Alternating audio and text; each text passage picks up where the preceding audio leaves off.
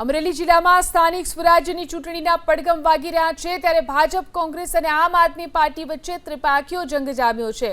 ભાજપના સાંસદ ભરત સુતરિયા પોતે મેદાનમાં ઉતરી ગામડે ગામડે ડોર ટુ ડોર પ્રચાર કરી રહ્યા છે અને છેલ્લા વર્ષોમાં થયેલા વિકાસ કાર્યોનો હિસાબ જનતા સમક્ષ રજૂ કરી રહ્યા છે।